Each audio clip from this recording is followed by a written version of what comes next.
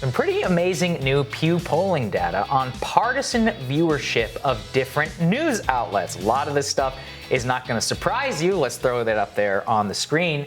Very, very interesting here. So U.S. adults who name Fox News or MSNBC as their main political news source are equally partisan. Okay. But actually what's more interesting there, Krystal, is that MSNBC is slightly more partisan even than Fox News. And same with the New York Times being nearly as partisan as Fox News. Now let's think about the presentation of those two different networks and newspaper as the way that they present themselves versus Fox. Yeah. And you see something a little bit interesting. Fox, I think, is pretty unabashedly Republican. But if you were to go over to MSNBC and the New York Times, do you think they would admit that they're a liberal network or a liberal paper? I think not a chance. I mean, maybe some of the primetime viewers, but the New York Times, I know many of the people who work at the New York Times. They would not for a second, and we'll get into very heated debates with you about whether they're fair or objective. Okay, 91% of the people who are your subscriber base describe themselves as Democratic, especially a certain type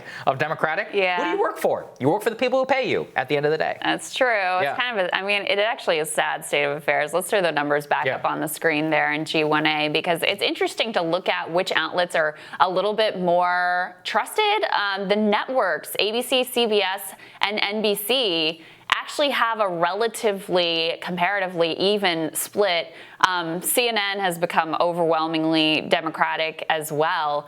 But, MSNBC, I have a little bit of insight into this. Back when I was there was always the thought was oh, we're totally different than Fox. It's not comparable at all. We're not remotely like them. And so the fact that they're even in the same ballpark and MSNBC is even a little bit more partisan is really something. And it also kind of exposes the game of what they're really up to. Yes. The anchors and the contributors there, many of them good, well-meaning people, they think that they're really doing something. They think that they're really maybe moving the needle and striking a blow for truth or, standing up to this authoritarian president and all of that. They really think that they're doing something brave and courageous, and they're not talking to a single person that doesn't already agree with them. I mean, just as a political strategy, if you were trying to actually change what people think about this president or think about what's happening in this country, you're not doing anything remotely like that when you're going on MSNBC or frankly when you're going on Fox.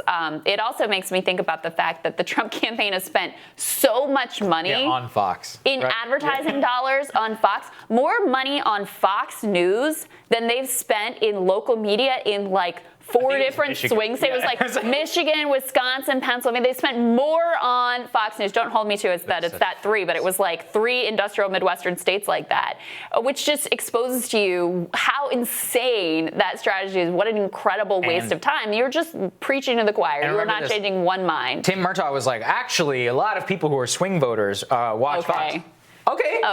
According to this, only 6% Dems, 1% of people who, quote, have no lead. So from what I can tell here, you're better off advertising on CNN than you are on Fox. And actually, you're even better off doing NBC, CBS, ABC, all of the major networks, trying to get some airtime whenever it comes to that. But I thought that this was very revealing. I mean, I think everybody knows where Fox is, and most people admit it, even the people who work there. But the people who work at MSNBC and the New York Times would never admit to being what they are. And they are you're the same thing. Yeah. And everybody just needs to start admitting that, and I think we'll be better off. Yeah, and CNN not far behind, by the way. Of course. I'm not saying CNN is at least there's good 17% of ideological diversity there. Okay. All right, more Rising for you after this.